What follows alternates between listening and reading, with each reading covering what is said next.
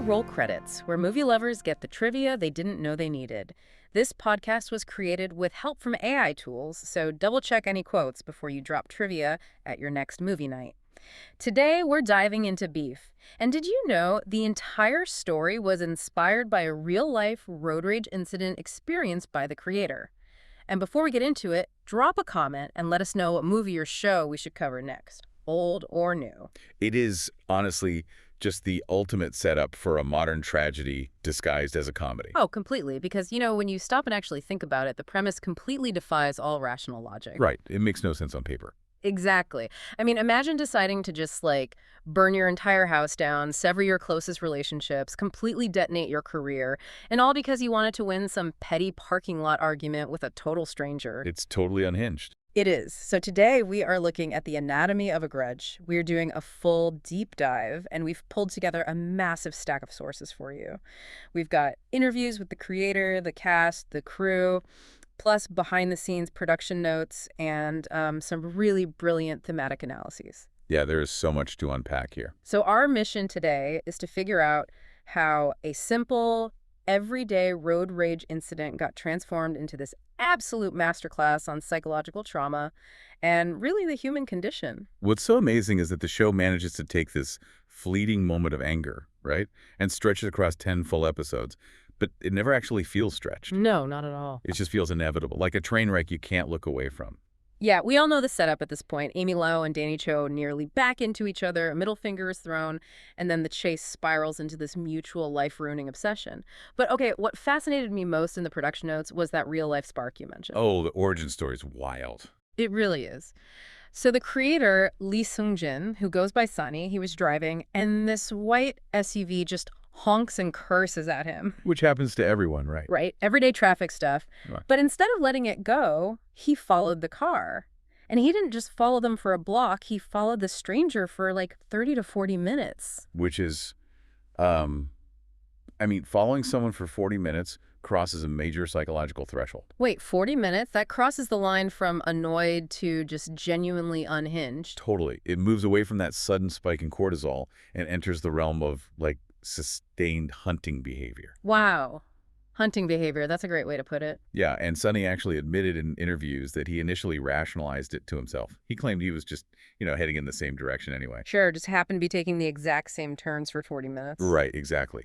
But maintaining that level of hyper-focus on a total stranger requires a really deep reservoir of pre-existing frustration. So he eventually pulled up next to the other driver, and he threw them this intense, I'm looking at you hand gesture, and then just zoomed off. Incredible. And then he went straight home and literally wrote down road rage show.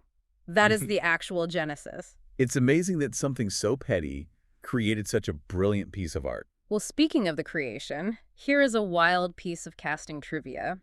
Before Ali Wong was officially attached, Sunny originally envisioned Danny's counterpart being played by someone like Stanley Tucci. Oh, wow. A Stanley Tucci character completely alters the power dynamics of the whole show. It really does, right? Yeah, because you'd have this refined, maybe older patrician figure clashing with Danny's really desperate, scrappy energy. Which is a fun idea, but pairing Steven Yeun with Ali Wong created this very different mirror effect, I think. Absolutely. They're both millennials who are trapped in these incredibly specific, suffocating paradigms. I have to challenge the logic of these characters for a second, though. Sure, go for it. I understand being angry in traffic. We've all been there. But is Danny really trapped? Or is he just, comfortable playing the victim? He has a brother, he has a contracting business, he has some agency. That's true, on the surface. Right. He could simply choose to change his life instead of obsessing over a license plate. It's like burning down your house to kill a spider. Why couldn't they just let it go? Well, what's fascinating here is that choosing to change requires confronting the reality of your own failures. And neither of them wants to do that. Ah, okay. That makes sense. The road rage wasn't the cause of their downward spirals, It was the catalyst. It was like a stress valve snapping off. So they were already at the breaking point. Exactly. Just think about their actual lives when we meet them. Amy is drowning under the suffocating pressure of this huge acquisition deal for her plant business. And maintaining that perfect facade of domestic bliss. Right. And meanwhile, Danny is literally attempting to return hibachi grills that he bought for a suicide attempt. He feels like a monumental disappointment to his Korean parents. So the honking in the parking lot wasn't a powder keg exploding. It was more like this highly pressurized tank finally finding a tiny puncture hole. That's a perfect analogy. They weren't actually furious at each other. They were just venting years of pressurized self-loathing onto a very convenient, anonymous target. Yeah, the road rage was honestly the only authentic thing that had happened to either of them in months. Wow. It shook them out of their dead-end status quos. For a brief moment, they felt something visceral and real. That psychological cage is agonizing enough, but the brilliance of the show is that they didn't just leave that tension in the subtext. No, they brought it to the surface in every department. Exactly. The production team physically built those cages into the sets, the wardrobe, and even the camera lenses. I really want to look at Larkin Seipel's cinematography here because he made some incredibly aggressive visual choices. He really did. He deliberately weaponized the camera against the audience. Weaponized how? Well, in standard television comedy, you normally shoot with a lot of coverage. Wide shots, medium shots, lots of over-the-shoulder cuts. Right, to give the editor options. Exactly, so the editor can make the scene feel breezy and light and fast-paced, but Seipel just completely abandoned that. He kept the camera uncomfortably close to the actors using wide lenses. And for anyone unfamiliar with camera optics, a wide lens placed very close to a subject's face slightly distorts the edges of the frame. It sort of bows the background inward. Yes, it literally makes the world feel claustrophobic, like it's wrapping the environment around the character's head.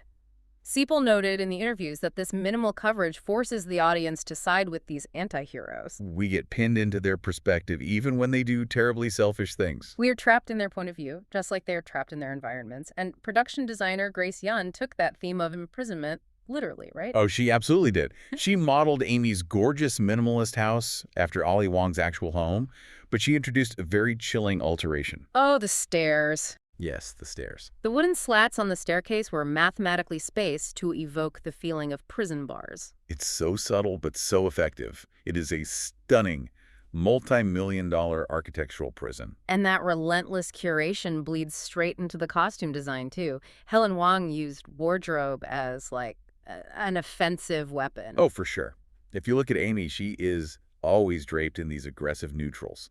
Brands like Eileen Fisher and Proenza Scholler. It's calculated Zen facade. Exactly. She's trying to visually broadcast to the world, and especially to her wealthy mother-in-law, that she is totally unbothered and at peace. But the facade fractures when you look at the details. She pairs those soft, expensive neutrals with a harsh blonde bob and these sharp octagonal glasses that completely clash with her facial structure. The wardrobe totally betrays her internal unease. Right. She is always just shy of looking perfectly put together. Meanwhile, Danny's wardrobe operates on the complete opposite end of the spectrum. Danny is basically suspended in amber. He's wearing cheap Goodwill finds, ill-fitting shirts, and this vintage 1998 Nautica jacket. It's a brilliant visual shorthand for Arrested Development. But why do you think that specific 90s aesthetic is so crucial for his character? I mean, it's not just that he's broke. No, it's deeply psychological. Nostalgia is a retreat for him. Mm-hmm.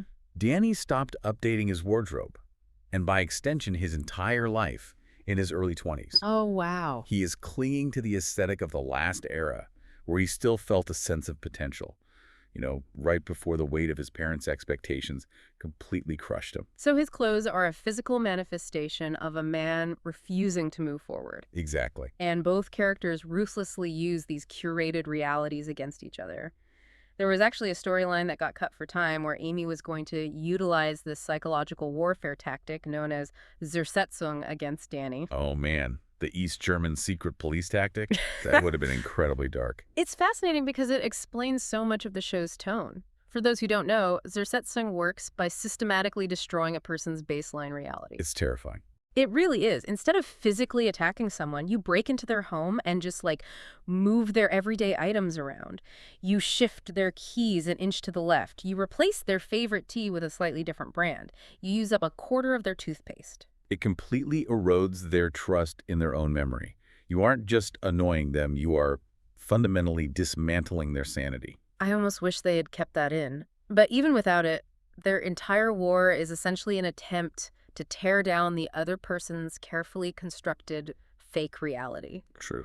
Now, if the visuals and the clothes are what trap the characters, the audio is what actively attacks the viewer's nervous system. Oh, the sound design is where the show truly crosses from dark comedy into a full-blown psychological thriller. Definitely. Composer Bobby Krlick built a score that relies heavily on the sound of a ticking clock. Which is such a brilliant choice. Yeah, because a ticking clock isn't just an aesthetic choice, it's a biological trigger. It taps directly into our autonomic nervous system, triggering a subconscious fight-or-flight response. It physically elevates your heart rate. Exactly. The tempo mimics an elevated resting heart rate. The viewer physically absorbs the character's panic before anyone even speaks a line of dialogue. And then you combine that relentless, irritating ticking with the needle drops from music supervisor Tiffany Anders, and the auditory landscape becomes incredibly disorienting. The soundtrack is just saturated with 90s and early 2000s angsty alt-rock. You've got Hoobastank, The Offspring, Smashing Pumpkins. When The Reason by Hoobastank plays, it just drops you right back into the overwhelming, unearned emotional intensity of being a teenager. It really does. The confessional, apathetic tone of that specific era of music perfectly mirrors their internal state. It's because those songs belong to their youth. Right, which is the last time either of them probably felt truly permitted to express their angst out loud.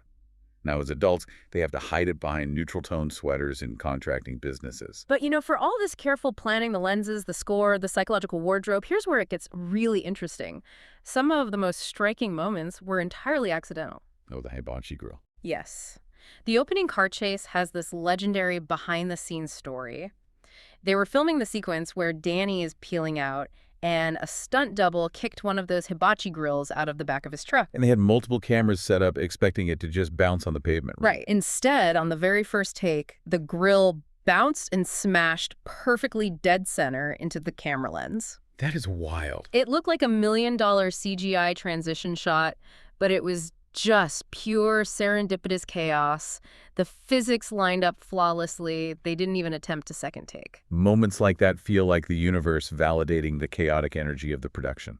But I have to ask, how do these technical elements, the autonomic triggers of the score, the wide lenses, the claustrophobia, how does all of that elevate the show from a standard comedy to a psychological thriller? Well, if we connect this to the bigger picture, you have to look at the episode titles. They provide the actual map for what the show is doing. Oh, the titles are so heavy. Sonny didn't just call the episodes The Car Chase or The Sabotage.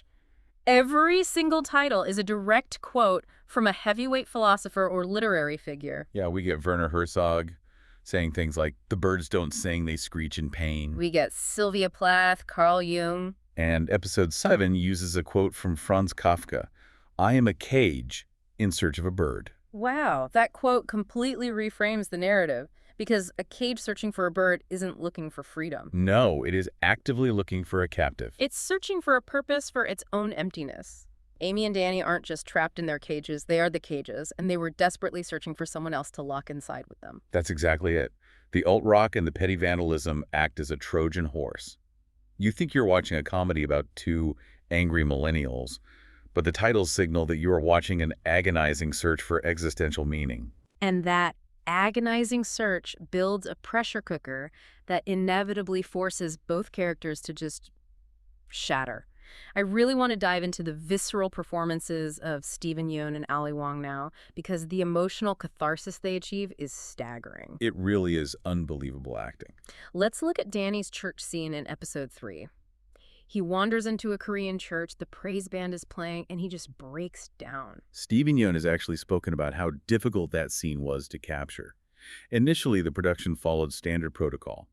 They had the band play to establish the rhythm, but when they turned the cameras around for Yeun's close-up, they had the band stop playing. Right, to record clean audio, which is standard practice, but think about the acoustic reality of that for an actor. It's brutal. You are standing in a dead silent room, staring into a massive camera lens, and you are expected to summon the deepest grief of your entire life.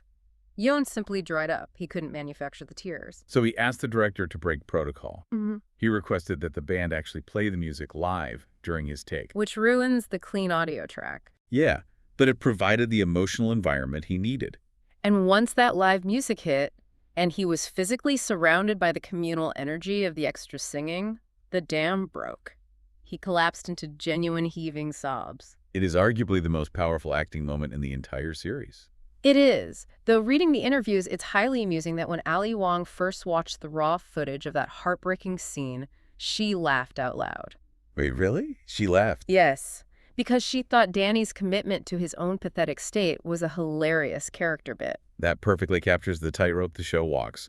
One person's profound tragedy is another person's punchline. So true.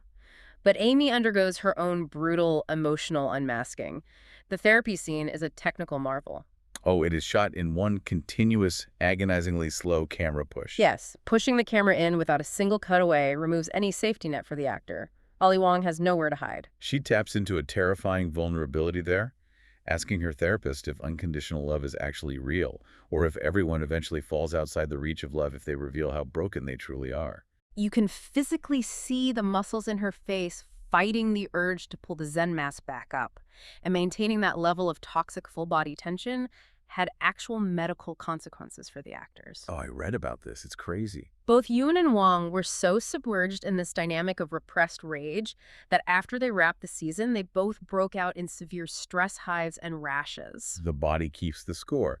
You cannot simulate that level of sustained anger for months without your nervous system rebelling. It raises a profound question about the human condition for you, the listener. Imagine the sheer caloric and physical exhaustion of holding on to anger for that long. Waking up every day and consciously choosing to carry a boulder on your back. Why is vulnerability so painful for these two that their bodies would rather break out in physical hives than just tell the truth? If we connect this to the bigger picture, their anger is a highly effective shield. Letting go of the beef means confronting the terrifying void underneath it. So if Danny lets go of his anger at Amy, he has to face the reality of his own mediocrity and his failure to provide for his brother. Exactly. And if Amy lets go of her anger, she has to face her deep-seated belief that she is fundamentally unlovable. It feels like they are both drowning in their parents' unresolved baggage. Which brings me to a visual motif I noticed constantly hovering in the background: the crows. Ah, yes. The camera frequently lingers on shots of crows watching the characters, which feels like a very deliberate warning sign. The show actively incorporates corvid biology into its thematic structure, which is so smart. Crows possess remarkable facial recognition capabilities, and they are known to hold grudges against specific humans for years. And more importantly, they pass those resentments down to their offspring. Right. A crow will attack a person it has never met, simply because its parent taught it to hate that fate. That is the absolute perfect metaphor for generational trauma. Danny and Amy are just like the crows. They are carrying the unhealed wounds, the cultural pressures, and the silent grudges of their parents. And they are terrified of infecting the next generation with that same bitterness. The anger is simply a more manageable emotion than the inherited grief. But eventually, a shield made of anger becomes too heavy to hold. It has to shatter. And it shatters spectacularly in the climax. Episode 9 is absolute chaos. It's a massive hostage situation at the billionaire Jordan's mansion, shot over 5 grueling days in a temple in Simi Valley. The visual language shifts entirely there. It does. The lighting is this pulsing, apocalyptic red from the security alarms, completely stripping away the sunny California aesthetic. But according to the production notes, the original script for this episode featured a massive, gruesome body count. Basically a total slasher movie bloodbath? Exactly. But the executives at Netflix and A24 intervene. They urge Sonny to pull back on the gore. Which was a crucial narrative save, honestly. I think so. Oh, absolutely. A massive body count transforms the show into a spectacle of violence, which dilutes the intimacy of the tragedy. By toning down the gore, they kept the emotional stakes anchored firmly between Amy and Danny. It forces the focus onto the characters losing the people closest to them, rather than just watching random henchmen get taken out. And that devastation sets up the finale perfectly. Episode 10 strips away every single worldly attachment they have left. They drive their cars off a cliff, survive the crash, and find themselves stranded in the wilderness. They consume what they think are poisonous elderberries and begin to hallucinate. Thinking they are literally about to die, the facades finally dissolve. They share this profound, egoless conversation in the dirt. Which brings us to the final scene of the season. Danny ends up on life support in the hospital. Amy climbs into the hospital bed and quietly lies on his chest. Such a striking image. And the behind-the-scenes reality of this quiet, beautiful moment is fascinating. Ali Wong actually pitched this ending during the early development phase with A24. Oh, she came up with that. Yeah, and making the execution even more surreal, Sonny contracted COVID right when they were scheduled to shoot it. He had to direct the emotional climax of the entire series remotely, watching through an iPad. That is, directing the resolution of an intensely physical violent show through a digital tablet is incredibly fitting for a story about modern isolation. It really is. So what does this all mean? The image of her crawling into his bed sparks a massive debate. Does this ending imply they are romantic soulmates? Sonny has explicitly stated that their bond is distinctly non-romantic. When they reach that hospital bed, they have been stripped of everything. The designer clothes, the contracting business, their families. Their meticulously crafted facades, all of it is gone. You are watching two naked souls recognizing the exact same darkness in each other. It's the embodiment of the Carl Jung quote used for the episode 10 title, making the darkness conscious. They don't have to hide their ugly, spiteful, broken parts from each other anymore. It is the ultimate form of being truly seen. We all share that universal desperation. We want someone to witness our absolute worst, most shameful moments and choose not to turn away. To bring this all together, beneath the 40-minute car chases, the autonomic ticking clocks, the 90s alt-rock, and the psychological warfare, this deep dive reveals a story about the agonizing search for connection. The creator noted that this entire saga only happened because we are all driving around in literal bubbles. Which is so true. I want you to think about that for a second. Are the modern conveniences designed to make our lives safer and more comfortable? Our climate-controlled cars, our perfectly curated smart homes, our flawless online personas, are they actually the very cages that prevent us from connecting with humanity? We build our own prisons and wonder why we feel so alone. And if we are that profoundly isolated, is it possible that sometimes conflict is the only desperate way we know how to reach out and touch someone else? When you can't see the internal trauma clearly, maybe a collision is the only way to prove you both exist. That is a haunting thought to leave on. And that wraps our deep dive into Beef Season 1. If you enjoyed unpacking this intense and chaotic story, follow Roll Credits and share it with your fellow TV fans. And don't forget to drop a comment with what movie or show we should cover next, old or new. We'll be back soon with more trivia, more movie magic, and maybe a few more wild spirals.